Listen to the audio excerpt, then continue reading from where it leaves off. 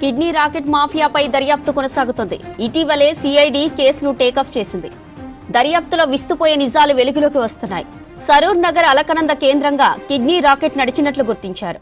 ఇప్పటికే 15 మందిని అరెస్టు చేశారు పోలీసులు. 7 కోసం గాలిస్తున్నారు. కిడ్నీ రాకెట్ సూత్రధారి కోసం పోలీసులు ఇప్పటికే లుకౌట్ నోటీసులు జారీ చేశారు.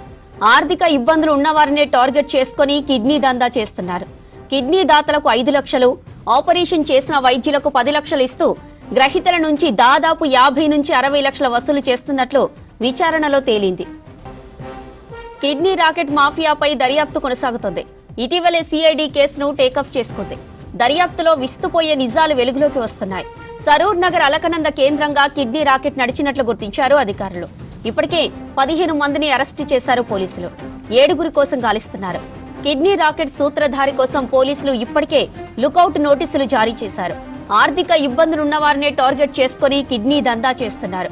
కిడ్నీ దాతలకు 5 లక్షలు, ఆపరేషన్ చేసిన వైద్యులకు 10 లక్షలు ఇస్తూ గ్రహీతల నుంచి దాదాపు 50 నుంచి 60 లక్షలు వసూలు చేస్తున్నట్లు విచారణలో తేలింది. రైట్, ఇదే విషయానికి సంబంధించిన మరింత సమాచారం ధనరాజ్ లైవ్ లో అందిస్తారు. ధనరాజ్, కిడ్నీ రాకెట్ దందాపై అప్డేట్స్ ఏంటి? జ్యోతి, హైదరాబాద్లోని సరూర్ నగర్లోని అలకనంద హాస్పిటల్లో జరిగినటువంటి కిడ్నీ రాకెట్ వ్యవహారంలో ఇప్పటివరకు చూసినట్టయితే అరెస్టుల పర్వం కొనసాగుతూనే ఉంది. ఓవైపున చూసినట్టయితే నిన్న చూసినట్టయితే ఈ తమిళనాడులో శంకరన్, అదేవిధంగా రమ్య అనే 2 వ్యక్తులను కూడా అరెస్టు చేశారు.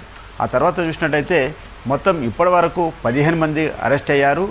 మొత్తం కిడ్నీకి సంబంధించినటువంటి ఈ ట్రాన్స్ప్లాంటేషన్ సర్జరీకి సంబంధించిన వ్యవహారంలో ఏదైతే డోనరు, అదేవిధంగా రిసీవర్కి సంబంధించిన వ్యవహారంలో కిడ్నీ మాఫియాకు సంబంధించినటువంటి రాకెట్ వ్యవహారంలో చాలా వరకు దర్యాప్తులో సిఐడికి సంబంధించినటువంటి దర్యాప్తులో కొత్త అంశాలన్నీ కూడా బయటకు రావడం జరుగుతూ ఉన్నాయి.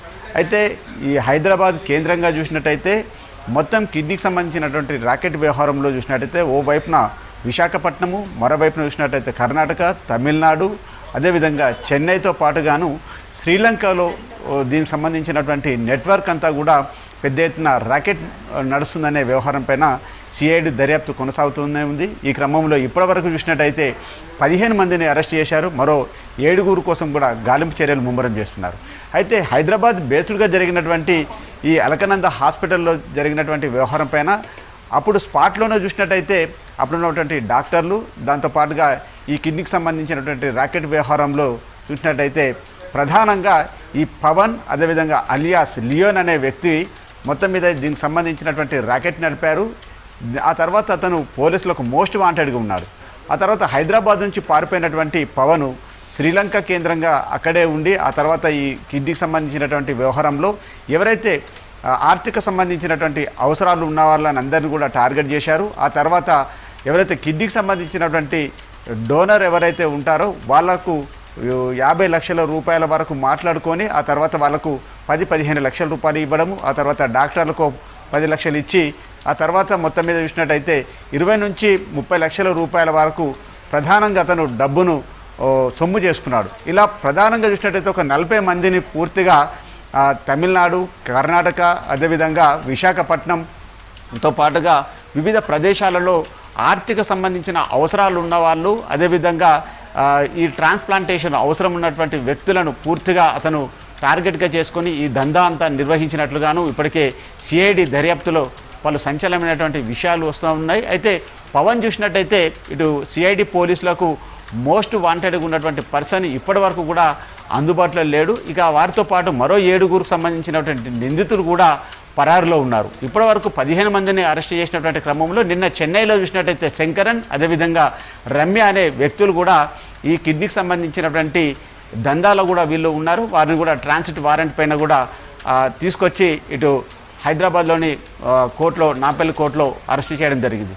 వీళ్ళని కూడా కస్టడీకి తీసుకున్నట్టయితే ఖచ్చితంగా మరికొంతమందికి సంబంధించినటువంటి ఈ కిడ్నీ రాకెట్ వ్యవహారంలో పలువురికి సంబంధించినటువంటి పేర్లు కూడా బయటకు వచ్చే అవకాశం ఉంది.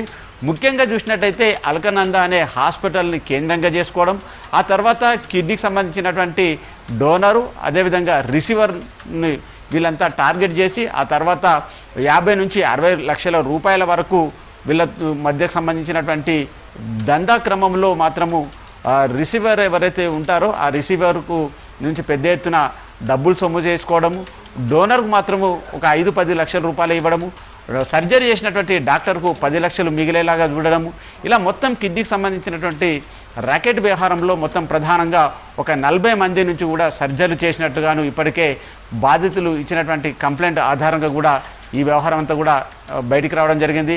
అయితే సరూర్ నగర్లో జరిగినటువంటి ఈ కిడ్నీ ర్యాకెట్ సంబంధించిన వ్యవహారాలంతా కూడా మొత్తం విశాఖపట్నం ఆంధ్రప్రదేశ్ కేంద్రంగాను, మరోవైపు చూసినట్టయితే తెలంగాణలోని హైదరాబాద్ కేంద్రంగాను జరిగింది. ఆ తర్వాత చూసినట్టయితే దీని మూలాలు ఓవైపున కర్ణాటక, మరోవైపు చూసినట్టయితే తమిళనాడు, ఆ తర్వాత చూసినట్టయితే శ్రీలంక ప్రధాన కేంద్రంగా కూడా ముఠా నడిపిస్తున్నటువంటి పవన్ అలియాస్ లియోన్ అనే వ్యక్తి ప్రధానంగా దీనంతటికీ కూడా ఈ మాఫియా కిడ్నీ ర్యాకెట్ సంబంధించినటువంటి వ్యవహారాన్ని నడిపారనేది మాత్రము పోలీసులు గుర్తించారు. ఇక మోస్ట్ వాంటెడ్ పర్సన్ అయినటువంటి పవన్ను అలియాస్ లియోన్ను పట్టుకునేందుకు ఇప్పటికే సిఐడి టీం అంతా కూడా ముమ్మరమైనటువంటి దర్యాప్తు కొనసాగుతున్నటువంటి క్రమంలోనే చెన్నైలో ఉన్నటువంటి ఈ రమ్య అదేవిధంగా శంకరన్లు ఇద్దరు కూడా పట్టుబడ్డారు.